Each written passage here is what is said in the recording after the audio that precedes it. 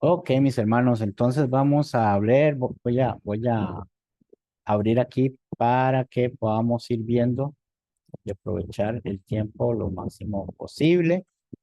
Igual siempre agradecido, agradezco al Señor, le agradezco a ustedes la oportunidad que me dan de venir acá. Estamos estudiando Lucas capítulo 11 para las personas que nos van a ver próximamente en el canal de YouTube del hermano Manuel. Eh, en esta plataforma también. Gracias por estar aquí. Sabemos que el propósito que tenemos todos es de ir creciendo por medio de la palabra y pues entonces todos aquellos que tengan el deseo de querer eh, pues enseñar o proponer algo acerca de la palabra de Dios, todo eso es bienvenido.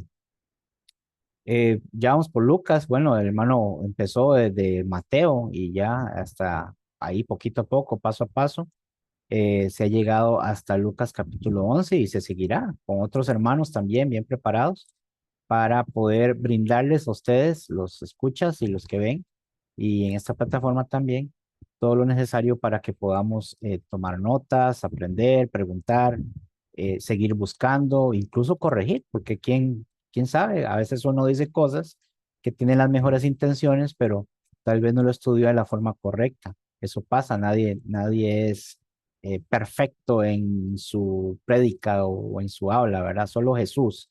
Ese sí, ese nunca se equivocó, ese todo lo que dijo lo dijo perfecto y correcto y no hubo forma de decir algo que fuera contrario o contradictorio, ¿verdad? Ese es nuestro rey, ese es nuestro Señor, a quien le debemos honra y honor. Pero uno, ahí va, poco a poco, caminando y es bienvenido cualquier situación que tenga que ver con alguna corrección de alguna índole si llega el momento. Si no lo hay, pues qué bueno, muy bueno por eso. Voy a proyectar acá el capítulo 11, versículo 37, y pues es hasta el 54, pero no se preocupen, no vamos a hacer tanta mella, vamos a tratar de condensar el tiempo y vamos a ir leyendo un poco seguido para ponernos en contexto de lo que viene hablando. Recuerden que es un solo tema, ¿verdad? Que viene hablando después de que Jesús sanó al endemoniado que hacía que la persona no podía hablar. Todo se salió de control, no para Jesús, sino para los que tenían envidia de lo que hacía Jesús, los fariseos. Entonces, fariseos, saduceos, yo les llamo mejor líderes religiosos o líderes de esa época, ¿verdad? Entonces el versículo 37 dice, luego que hubo hablado, pero ya vamos a tratar un poquito esto, le rogó un fariseo que comiese con él. Ahora sí especifica, ya no hablamos de líderes religiosos, especifica a una secta, a alguien que tiene una identidad en su liderazgo. Y entrando Jesús a la casa, se sentó a la mesa. Jesús no rechaza esto. Les acababa de decir que era una maraña de hipócritas, que era gente mala, adúltera, que él representaba mucho más que lo que ellos admiraban. Y aún así ellos, por envidia y por todo tipo de coraje, eh, Jesús estaba en contra totalmente de las enseñanzas y las prácticas que ellos hacían, eh, porque solamente hablaban legalmente, pero no lo sentían, no lo hacían de corazón. Pero mire ustedes, qué cosa, ¿no? Después dice que luego que hubo hablado, ni siquiera fue que pasó un día o 2 días, no, luego que hubo hablado, le rogó un fariseo que comiese con él. Imagínense.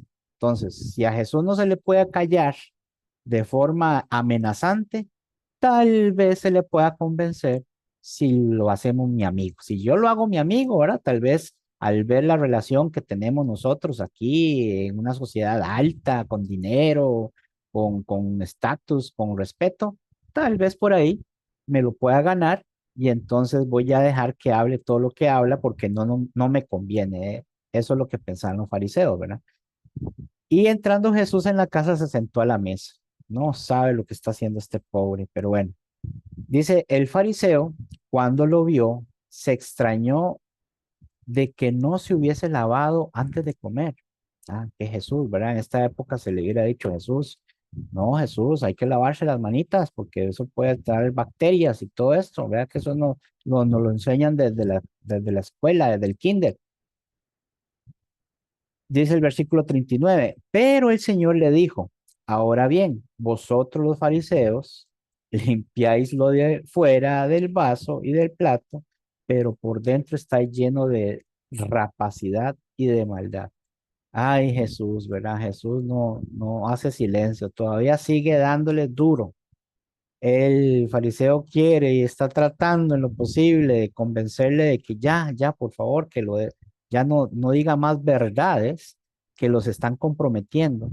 Pero Jesús no vino aquí a complacer a nadie cuando vino a la tierra, vino a complacer al Padre. Y el Padre demandaba que se dijera las cosas tal y como eran. Sigue diciendo Jesús, necios, el que hizo lo de afuera, ¿no hizo también lo de adentro? ¿Usted sabe lo que es invitar usted a alguien a comer con tal de caerle bien y que esa persona entrando nomás a su casa empiece a decir las cosas que usted hace mal? Creo que no le dan ganas a uno de volver a invitar a una persona de esa, ¿verdad? Ni mucho menos servirle con agrado. Sí, imagínese. Pero Jesús sigue, ¿verdad? Necios. La palabra necio significa tontos. El que hizo lo de afuera no hizo también lo de adentro. Ahí está. Es una pregunta contundente, no, es una pregunta que no podían huir de ello. Dice el 41, pero dad limosna de lo que tenéis y entonces todo os será limpio. Jesús insiste en que ellos están haciendo mal las cosas y Jesús está tratando de remediar eso. Dice el 42, mas hay de vosotros, fariseos, que diezmáis la menta y la ruda y toda hortaliza y pasáis por alto la justicia y el amor de Dios, el enfoque perfecto. Esto será necesario hacer sin dejar de hacer aquello. Esto os era necesario hacer sin dejar aquello. Jesús siempre los está retando para que vuelvan al verdadero sendero. No es cuestión de que uno haga las cosas porque sí o porque ya se las aprendió. Eso pasa mucho en la actualidad. Ustedes han visto eso, ¿verdad? Que una persona se prepara un tema, por ejemplo, X. Es una persona que está empezando en los caminos del Señor, no es muy estudiado, no le interesa estudiar mucho, leer mucho, no está en él, pero se le pide que haga un tema, hace un tema y empieza a hablar con mucha autoridad, mucha propiedad, ¿verdad? Como si fuera un conocedor de las escrituras. Eso pasa mucho porque la gente lo que necesita recibir es halago, es recibir un estímulo de saber que lo que está diciendo es aprobado. Y entonces por eso les dice Jesús, hay de vosotros fariseos que hacen las cosas como si eso fuera todo lo que hay que hacer, pero tan insípido, tan vacío, solo lo dicen y ya, solo lo hacen y ya. Y pasáis por alto, dicen. Eso es lo que no deberían pasar por alto, lo que pasan por alto. La justicia y el amor de Dios. Esto os era necesario hacer.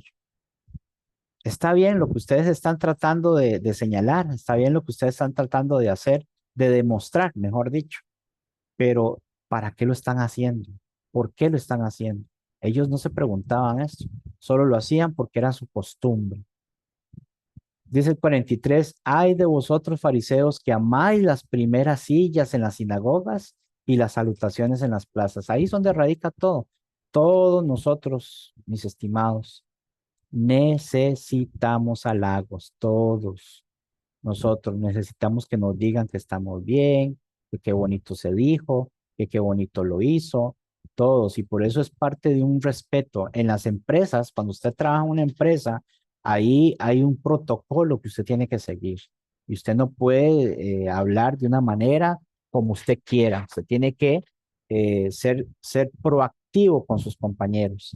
Buenos días, buenas tardes, pase adelante, todo, aunque usted no lo sienta, pero es un protocolo que protege las relaciones interpersonales.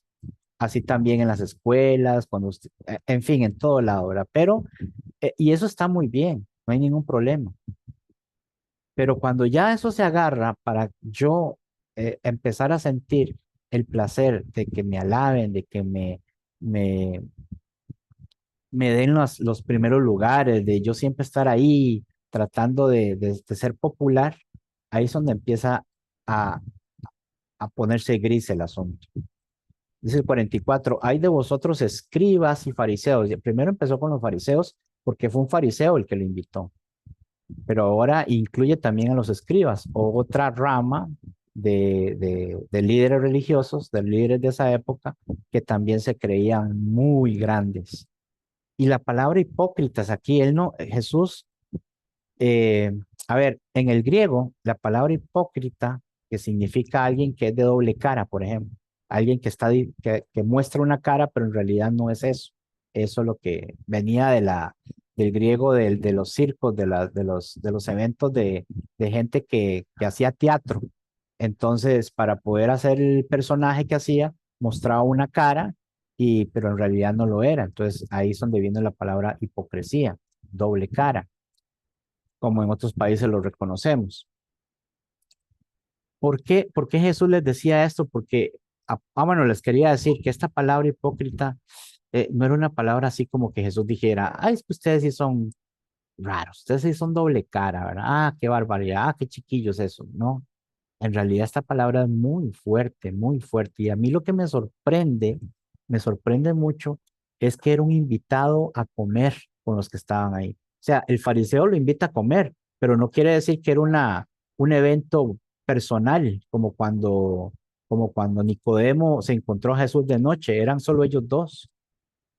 Aquí, aquí está lleno eso, es como ir a un restaurante donde todas las personas que fueron invitadas son personas de renombre, personas de alta alcurnia, ¿verdad? Es como decir, vamos a ser invitados en la cumbre 2025 de los líderes de las iglesias o de los líderes de los, no sé, X iglesia, ¿verdad? Bueno, en la iglesia de Cristo no tenemos esa connotación de llamar líderes y que alguien se apropie de una iglesia, mi iglesia, mi iglesia es tal y yo soy el pastor de esa iglesia. No, no tenemos esas costumbres, pero sí tenemos, en cierta medida participamos, algunas iglesias, no digo la de usted, o la donde está usted, perdón, o donde estoy yo, no lo hacemos, pero sí hay iglesias que se contagian de estas sociedades, de estas cumbres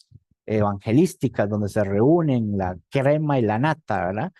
Bueno, eso es lo que pasó, ahí estaban ellos, los escribas y fariseos, y Jesús, ay, qué palabra, ¿verdad? Hay de vosotros, escribas y fariseos, hipócritas. Yo no sabría cómo pronunciar esto realmente, dejando el sentimiento de que les está diciendo en la cara lo que se merecen. Es fuerte. Y para poder usar este lenguaje, no era cualquiera que podía usarlo. Está hablando delante de las personas de la crema y nata, de los más importantes. Había que, bueno, Jesús lo dijo, ¿cómo es que dice? Si alguien me redarguye de pecado, o sea, si alguien considera que yo he pecado como ustedes, ¿verdad? Entonces hagan lo que tengan que hacer. Pero a nadie en absoluto le podía probar a Jesús que Jesús había o pecado o dicho mentiras o dicho alguna falsedad o dicho algo ambiguo, ¿no? Todo lo que mostraba Jesús, hacía Jesús, decía Jesús, era correcto. Entonces era imposible poder decirle a una persona de estas, cuídese el lenguaje o por qué usted está diciendo eso. No, ellos tenían que escuchar y en silencio, calladitos, porque sabía que lo que Jesús estaba diciendo era verdad y la persona que lo estaba diciendo era una persona que no le podíamos encontrar absolutamente ningún error, ningún problema. Hoy día hay personas que quieren usar este tipo de lenguaje y van a iglesias y les dice, ustedes son unos falsos, ustedes son unos hipócritas, y uno les pregunta, pero ¿por qué habla así? Ah, porque hay que hablarle así a la gente para que la gente entienda que uno sí tiene la verdad, ellos son unos mentirosos y la verdad hay que decirla así, hermano, crudamente. Ah, ya. El problema es que esta posición cuesta mucho llegarle a esa posición. No es cualquiera que le pueda hacer esa posición. No es cualquiera que se gane ese derecho a decirlo, aunque le esté señalando a los demás. Hay maneras de decir las cosas, hay maneras de decir la verdad, pero hay que tener cuidado del concepto que yo tenga de mí mismo a la hora de decirlo. En cambio, Jesús podía decirlo libremente, pero eso no me da derecho a mí a hablar como Jesús, porque para poder hablar como Él, tendría que demostrar lo que Jesús alcanzó y cómo lo alcanzó. Una vez que lo haga, pues sí, hable así, ¿verdad? Hay de vosotros, escribas y fariseos hipócritas, que sois como sepulcros que no se ven y los hombres que andan encima no lo saben. Híjole, qué duro. Dice el 45, es duro pero cierto. Y el que se lo dice, como le digo, ¿verdad? Tiene todo el derecho de hacerlo. Respondiendo uno de los intérpretes de la ley, le dijo, maestro, vean ustedes la forma en la que se dirigen a Jesús. Jesús les está diciendo en la cara todo lo que se merecen. Sí, estamos hablando de la crema innata. Estamos hablando de que Jesús era un joven, un hombre de 30 y resto de años, 30, 31, qué sé yo. Es considerado en ese tiempo como una persona joven. Era un hombre que no estaba casado, no tenía hijos, no tenía una congregación, no era director de un Sanedrín, que era como un templo ahí pequeñito. No se codeaba con los líderes grandes ni de Roma ni de nadie. Él andaba con la gente pobre. No tenía lujos, venía de un lugar despreciado. No había estudiado ninguna universidad donde había sacado un título para que pudiera hablar así. Sin embargo, otra vez, lo que él hacía y lo que él decía merecía todo el respeto, aún de sus propios enemigos. Respondiendo uno de los intérpretes le dijo, maestro, maestro. O sea, esa palabra hoy día puede ser muy común, pero en ese momento no. A maestro nadie se le decía así a cualquiera, ¿no? Tenía que ganárselo y bien ganado. Y obviamente que Jesús, claro que se lo ganó. Y ellos tenían que soportar eso de Jesús porque era la plena verdad, que no podía ni siquiera su conciencia decirles, no le haga caso, ¿no? Ahora, mire qué curioso cuando dice, maestro, cuando dices eso también nos afecta, nos afrentas a nosotros, dice. O sea, nos estás echando la culpa a nosotros también. Estos eran, aparte de los fariseos y los escribas, eran personas que se dedicaban a checar que lo que los escribas repasaban, transcribían, se llama, de la ley. Los intérpretes de la ley revisaban esto y decían, sí, esto está bien, sí, esto está bien. Ah, no, mire, aquí le falta una H o esta idea cambió completamente, así es que vuélvamelo a hacer. Tenían esa autoridad. Y conforme como iban leyendo, iban haciendo, iban interpretando que todas las letras y todo estuvieran bien, pues iban ganando conocimiento. Ganaban tanto conocimiento que llega un momento en que ellos también son parte de esta jerarquía de líderes. Y dice Jesús, y él le dijo, ay, sí, mira, ustedes no, perdone que los haya dicho, a ustedes no los voy a incluir, no. Jesús está en modo, les voy a decir a todo lo que se merece. Hay de vosotros también intérpretes de la ley. ¿Por qué? ¿Por qué Jesús lo decía? Y aquí explica, porque cargáis a los hombres con cargas que no pueden llevar, pero vosotros ni aún con un dedo la tocáis. Entonces ahí está el asunto, ahí está el asunto. Es una hipocresía tremenda, tremenda. Y eso es el enfoque de Jesús. ¿Sabe cuál es el problema? Que ellos podían engañar a otros, que ellos podían decir, no, Jesús lo que está diciendo, no, no, a mí no me cae, pero su conciencia los estaba martirizando. Cada palabra de esa era como un martillazo en el corazón y en la conciencia de estas personas. Y por eso ellos nada más tenían que estar ahí, como chiquitos regañados, oyendo con atención lo que Jesús les decía. Y era verdad. Qué cosa, ¿no? Cargar a los hombres con cargas que no pueden llevar, pero vosotros ni aun con un dedo la tocáis.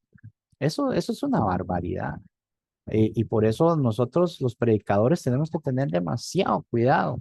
Decirle a otro, a otra persona, no, no, no, ¿qué es eso? Hágalo así, hágalo así. Cuidadito, no, cuidadito. Es mejor, es mejor hacerlo de la forma más humilde posible. Hermano, pero es que hay gente que no entiende. A veces la gente hay que serle directo. Sí, sí, es cierto, pero la verdad es que muchas de las cosas que a veces uno dice tiene que ser realmente porque uno no solo las cree, sino es capaz de hacerlas también, de todo corazón. Como dice Pablo, le decía Pablo a los Corintios, porque ustedes llevan a otros hermanos a juicio y llevan esta cosa adelante de delegaciones mundanas. Dice, ¿por qué ustedes hacen eso? Es que no hay nadie sabio entre ustedes que pueda resolverlo. O principalmente, ¿por qué mejor no sufre el agravio? Dice Pablo. Sufra usted el ser defraudado antes de decirle a otro, no, usted es un hipócrita. Esa condición es la que Jesús quiere que sus hermanos, los hijos de Dios, los cristianos, antes de señalar, antes de hablar duro, que puede ser que tenga el derecho de llegar a hacerlo, pero hay que tener ese cuidado, mucho cuidado, porque miren ustedes lo que Jesús estaba atacando, era la hipocresía. Dice aquí, eh, ya la leí, ¿verdad? Acá dice, y él le dijo, hay de vosotros también intérpretes de la, ajá, correcto, se me corrió un poquito más. El 47, hay de vosotros, sigue hablándolo a los intérpretes de la ley, pero obvio que le está cayendo a los fariseos y a los escribas. Hay de vosotros que edificáis los sepulcros de los profetas a quienes mataron vuestros padres. Era como un homenaje, se puede decir, un homenaje a aquellos grandes profetas, siervos de Dios. Y y dicen ellos, qué bárbaros los antiguos, qué bárbaros, hacerle eso a estos siervos de Dios, qué barbaridad, no, no, lo que nosotros vamos a hacer es un homenaje a ellos. Entonces le edificaban los sepulcros de los profetas a quienes mataron vuestros padres. Dice el 48, de modo que sois testigos, y Jesús Güey, mi hermano, en serio que les voy a decir una cosa, pero yo no hubiera querido estar en los zapatos de esas personas delante de Jesús. De modo que sois testigos y consentidores de los hechos de vuestros padres. Ahí los hombres, al crear esos homenajes, lo que estaban diciendo directamente, se estaban cantando directamente, es que ellos también, sí, estaban de acuerdo que los padres de ellos habían hecho esas atrocidades.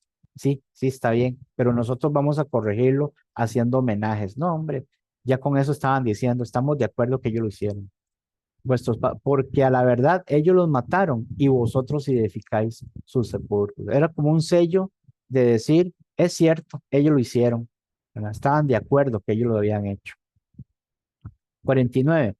Por eso la sabiduría de Dios también dijo, les enviaré profetas y apóstoles, y de ellos a unos matarán y a otros perseguirán. Jesús está aquí también haciendo una profecía.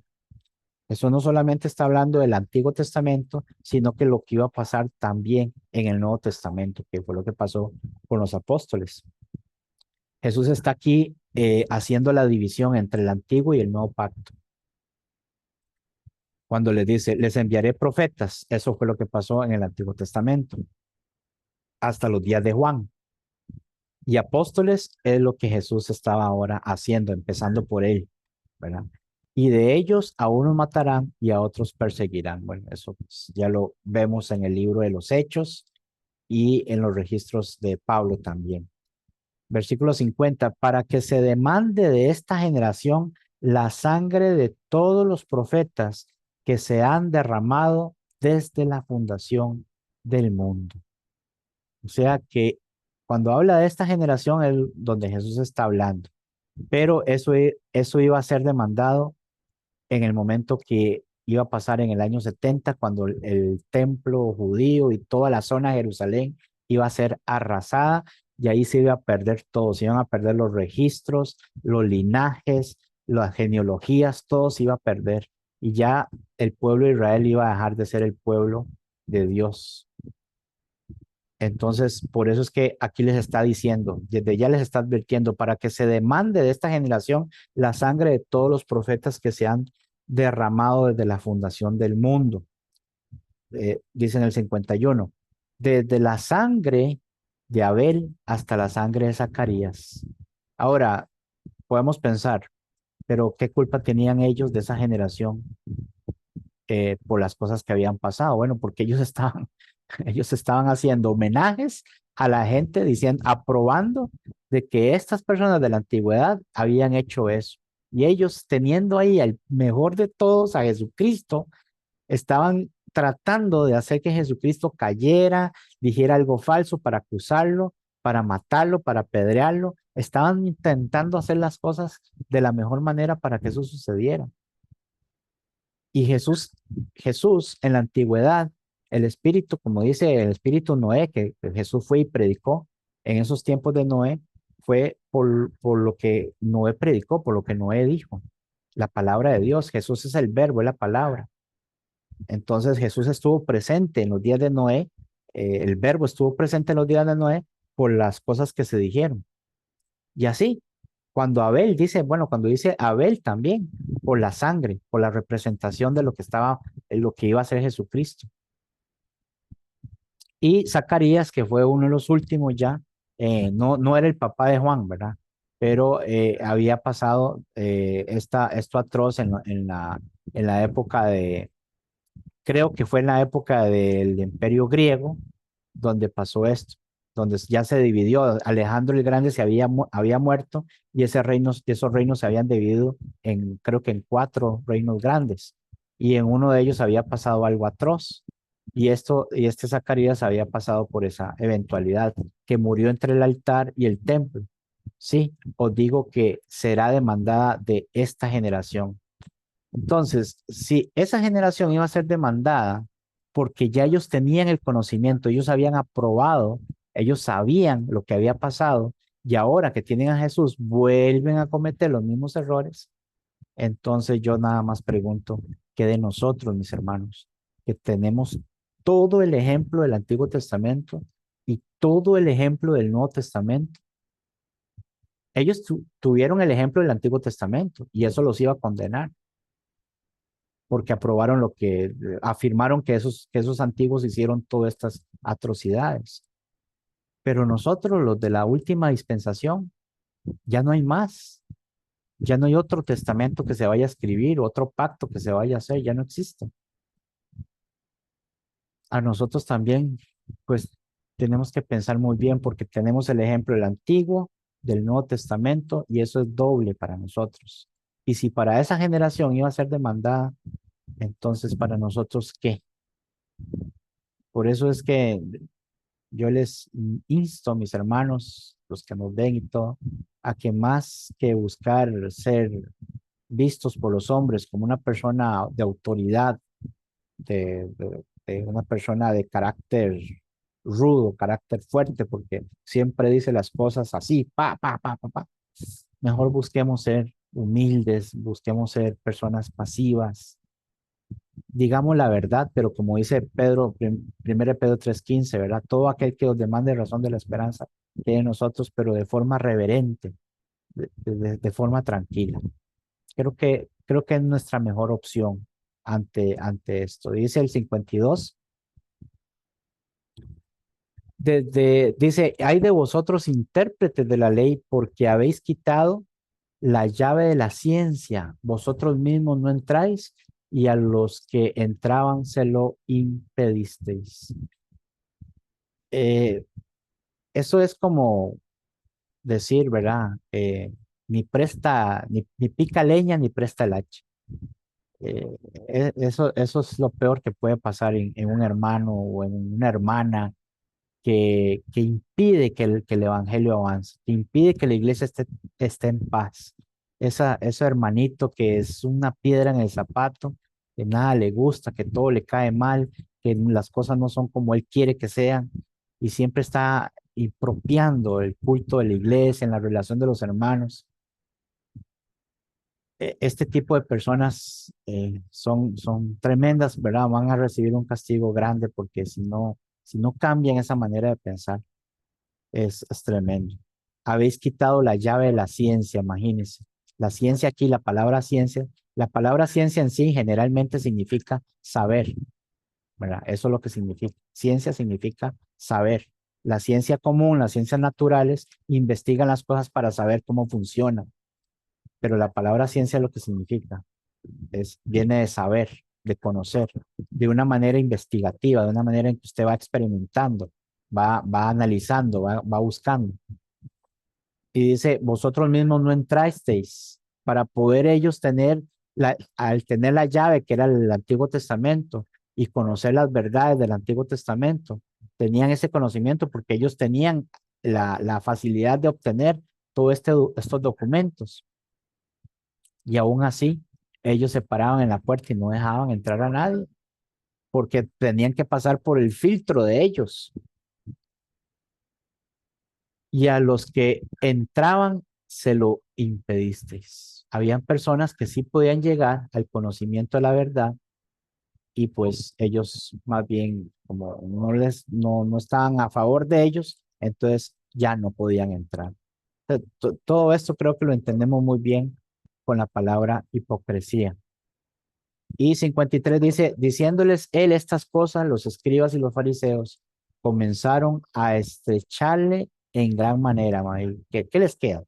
Cuando una persona ya no tiene poder de argumentación para defenderse ante la verdad, ¿qué es lo que le queda a la persona? Enojarse, ponerse violento, empezar a echarle la culpa a los demás, empezar a incitar a los demás a que el enfoque del problema es el que lo está hablando y no yo. Eso es lo que empieza. Comenzaron a estrecharle en gran manera, ya a apretujarlo, a dejarlo sin aire y a provocarle a que hablase de muchas cosas. Eso pasa en los debates políticos. ¿Ustedes no han visto eso?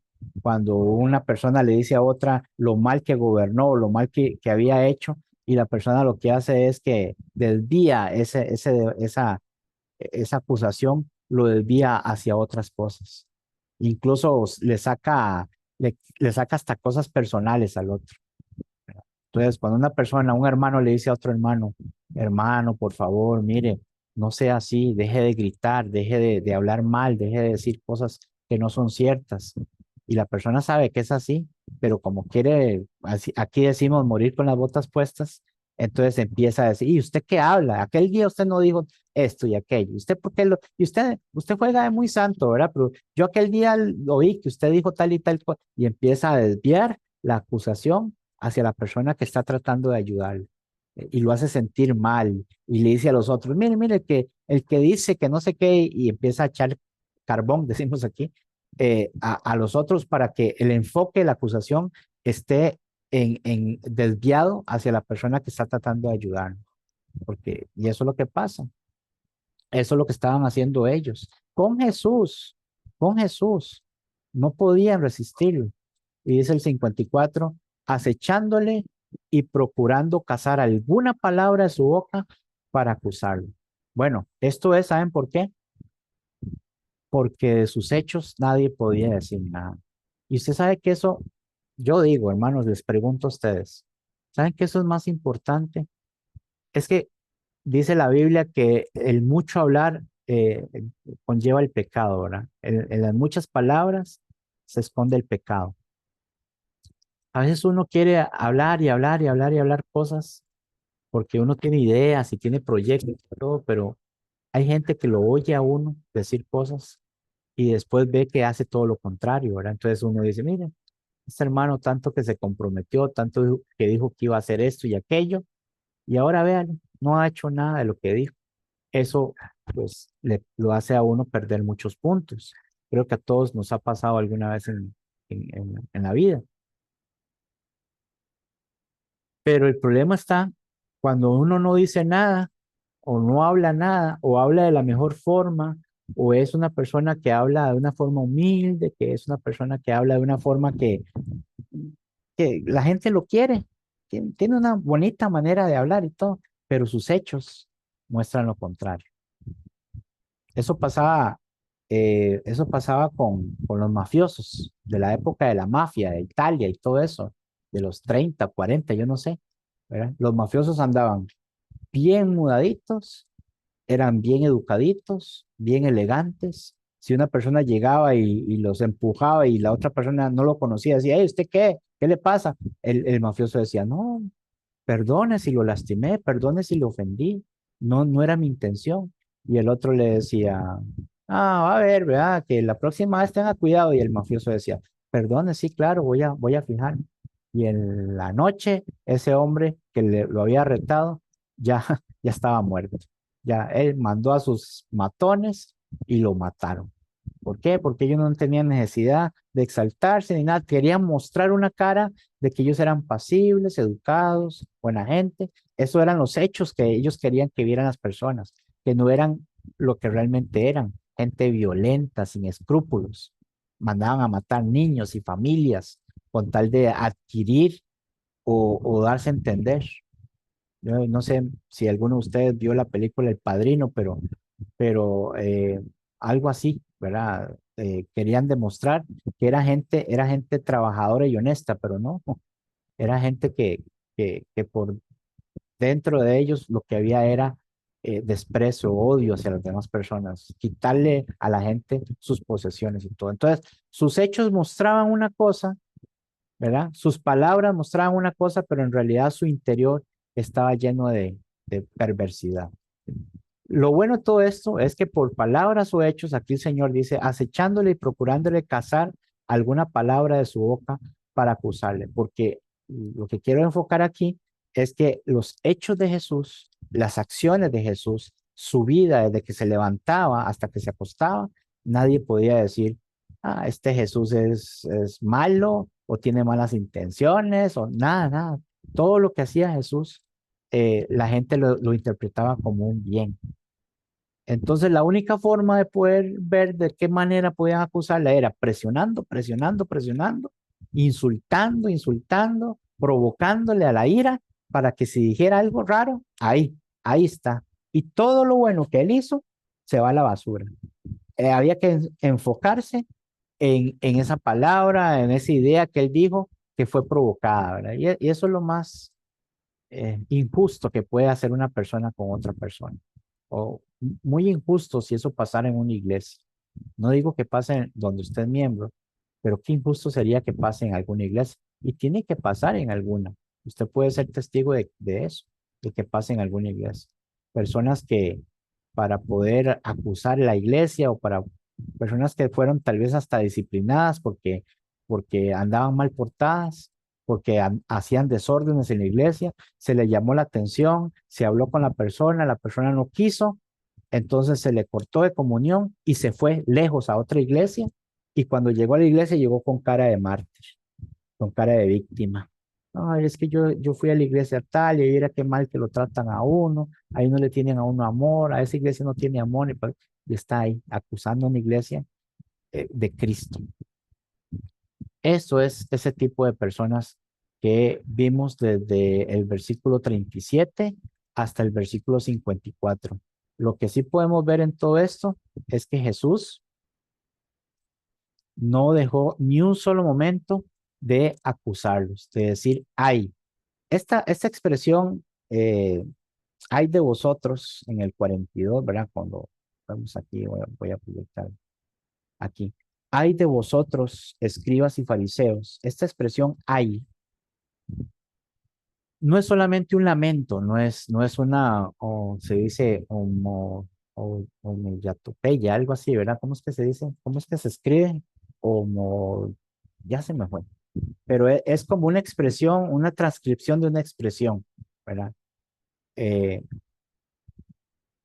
esto de ay, no es que Jesús estaba lamentándose, aunque sí lo estaba haciendo, pero no era un asunto de dolor nada más. Era un asunto de que Jesús estaba diciendo, qué increíble les va a ir a ustedes. Qué increíble que ustedes, siendo conscientes de lo que están haciendo, no cambien de parecer. Ay de vosotros. O sea, el dolor que les espera a ustedes, el sufrimiento que les espera a ustedes por esa actitud, sabiendo ustedes que la tienen, ¿por qué no cambian? ¿Por qué?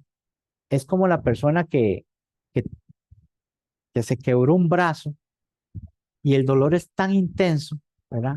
Pero la persona dice, no, no, yo no ocupo que me pongan yeso, no, yo no ocupo que me pongan inyecciones, no, no, yo soy muy hombre, yo soy muy macho, yo no ocupo eso. Y se está muriendo del dolor y no sabe cómo le va a quedar esa quebradura.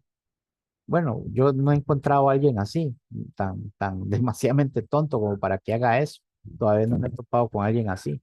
Pero en actitudes del corazón, sí. Hay gente que sabe que está haciendo mal. Hay gente que sabe que debería arrepentirse, que debería pedir perdón, y aún así siguen en su majadería. Dice el hermano Manuel, onomatopeya, sí, ¿verdad? Se refiere a la imitación de sonidos en palabras, correcto, a eso me refería yo. Me cuesta decir esa palabra, ¿verdad? Entonces, pero no es, ay, no es simplemente un quejido, es que lleva un significado y no es ay para él o por él, sino que lo que está diciendo es ustedes deberían de entender que lo que ustedes están haciendo con esa actitud los está llevando a un dolor terrible, un sufrimiento terrible. Y aún así, sabiendo eso, ustedes no quieren cambiar, ¿verdad? A eso se refiere esa expresión, ay de vosotros. Hay gente que se excusa, hay gente que cree que a él no le está diciendo, y por eso en el 45, ¿verdad? Respondió uno de los intérpretes de la ley y le dijo, maestro, cuando dices esto también nos afrentas a nosotros, nos estás acusando a nosotros de que somos iguales a ellos, ¿verdad? Porque hay gente que no se da cuenta, hay gente, y no es que no se dé cuenta porque ignora la situación, sino porque en su mente es lo que llama Pablo que cauteriza la conciencia. En su mente, aunque lo está acusando, él no le hace caso a eso. Él quiere seguir en lo suyo, ¿verdad? Entonces, mis hermanos, yo creo que con esto hemos llegado a, bueno, no, todavía falta, porque son 54 versículos, ¿verdad? No, al contrario. ¿Qué me pasa? Estoy desviado hoy. Concéntrese, Marvin. Ya tocamos los 54 versículos. Qué tremendo, ¿no? Desde el versículo 1 hasta el versículo 54. Qué viaje más largo nos pegamos.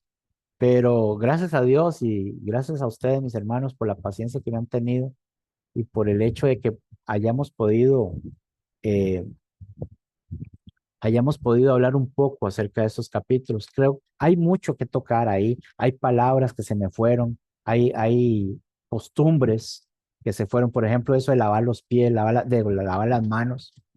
Yo decía, ay Jesús, ¿verdad? ¿Cómo no se lavó las manos? Jesús no es que era cochino, ¿no? Bueno, es que ya todo eso lo sabemos. Jesús no era que yo para qué me voy a lavar las manos, ¿no? Jesús no era desobediente ni nada. Es que, es que todo eso llevaba una mala intención.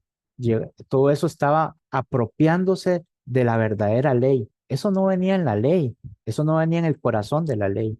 Pero las costumbres, los ritos, las tradiciones, ¿verdad? En lugar de ajustarse, de ser adornos del plato fuerte, lo convierten en el plato fuerte y minimizan hoy día como la ley de Cristo, el Nuevo Testamento, la gracia de Dios, la minimizan para poder expandir más las costumbres, las tradiciones, los ritos y todas esas cosas. Eso no se hace. Y eso es lo que Jesús estaba demandando de esta gente. Lo que le estaba demandando a esta gente era, ustedes, cuando yo hice el milagro, ¿se acuerda? Ya que había hecho el, el, ¿cómo se llama? El milagro con el mudo. Eso está aquí, a ver, en, aquí en el versículo 14. Estaba Jesús echando fuera un demonio que era mudo. Y aconteció que saliendo el demonio, el mudo habló y la gente se maravilló. Eso es lo natural. La gente dice que este es un hombre de Dios, ¿no? El problema es este tipo de gente, el versículo 15, cuando dice, pero algunos de ellos decían, por Belcebú, príncipe de los demonios. Ya dicen cosas y hacen cosas porque ya no están conformes, pero ellos sí exigen. Ellos dicen mentiras, dicen cosas falsas por lo que estaba haciendo Jesús. Pero cuando ahora invitan a Jesús para tratar de convencer, para tratar de que Jesús se calle y Jesús no cumple con lo que ellos exigen, ahora se molestan y ahora empiezan a observar y a criticar y todo eso. Entonces, es una incoherencia. Así que si hay que ponerle un título desde el versículo 37, el versículo 54, para terminar, es la hipocresía. Si ustedes quieren saber más acerca de esto, pues busquen más acerca de la hipocresía y ustedes lean otra vez del 37 al 54 y se van a dar cuenta del nivel de hipocresía que tenía esta gente, que no solo eso lo llevó a entregar a Jesús a que fuera crucificado. No fue ni siquiera el amor al pueblo, no nada. Lo que los llevó a ellos a que Jesús fuera crucificado fue la pura hipocresía que tenían ellos. Hermano, lo que podemos decir a todo esto es que no nos asociemos jamás con gente así. Hay, hay personas que, hay personas que se les puede enseñar, se les puede corregir, se les puede dirigir. Tienen un espíritu que es nada más de dirección. Pero es que hay personas que a pesar de que ya saben, de que entienden, incluso predican esas cosas, sabe qué hay que hacerles, sabe qué hay que decirles. Ay de ustedes, porque lo que les espera a ustedes es terrible. Pero yo sé que hermanos de los que estamos aquí, yo meto las manos en el fuego. Yo sé que ninguno de ustedes tiene una mala intención, tiene un corazón dispuesto a honrar al Señor, de querer hacer lo correcto, de querer agradarle. La hipocresía no cabe aquí, por eso yo sé y entiendo por medio de lo que ustedes predican y hacen, que nuestro único objetivo es amar a Dios y amar al prójimo como a nosotros mismos. Que el Señor les bendiga, hermanos, y muchísimas gracias por haberme dado esta oportunidad.